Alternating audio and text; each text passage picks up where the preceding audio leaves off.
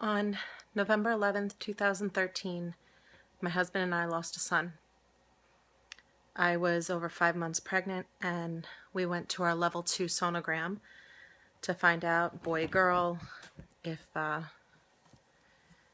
baby was healthy. I'll never forget laying there and the sonogram technician prodding and poking my stomach and not saying a word, which I knew was odd, you know. So all of a sudden she leaves the room. She doesn't even bother turning the lights on. She just goes.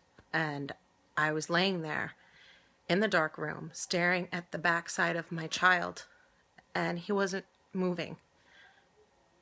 And I thought, something's wrong, you know. And I didn't think that the baby was dead. I thought maybe there was just something wrong, which isn't comforting either. But anyway, after what seemed like forever, she came back in and immediately just turned the light on, sat me up and said, "Okay, honey, we're gonna bring you and your husband into the office to talk to the doctor." And I just sat there, and it hit me, you know. And I just looked at her and I said, "My baby's dead, isn't it? My baby's dead." And she just looked at me with the saddest look, put her hand on my arm and said, "I'm so sorry, honey." And almost immediately after, my doctor comes walking in and my husband's trailing behind him. And yeah, that's how it all began. We were sent to the hospital to deliver. I was induced just like I was with my first son. And I went through everything. They broke my water.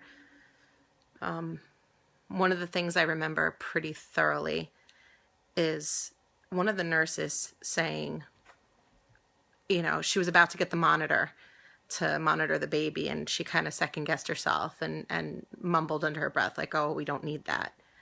And, you know, again, since this wasn't my first go-around having a baby, I knew what she was talking about. There's no point in putting a monitor on my stomach when there's no heartbeat to detect. I don't know what else to say. It's just, I could go on for hours talking about what it was like to give birth to my dead son, what it was like for my family.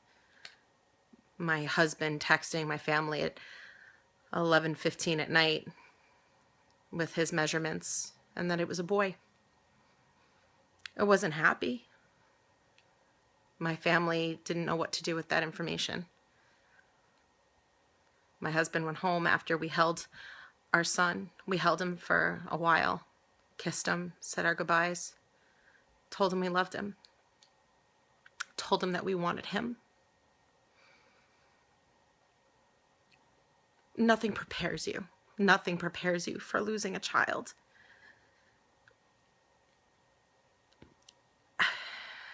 Nothing makes it better. We're going on 2 years now, and it's softer, but it still hurts. He's a piece of us.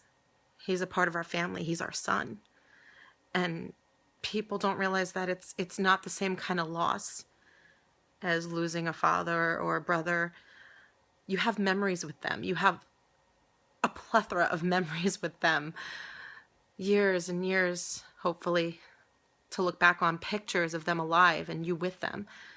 All of those things help ease the pain of missing them. But what do we have? What do us bereaved parents have except a photograph of our dead child, or sonogram pictures, or the memories of them moving inside of us, or the moment we saw those 2 lines on that pregnancy stick and had hopes and dreams for that baby? When you have a baby, you shouldn't have to plan their funeral. You shouldn't have to say hello and goodbye to them all in one breath. You should be setting up a car seat to take your child home.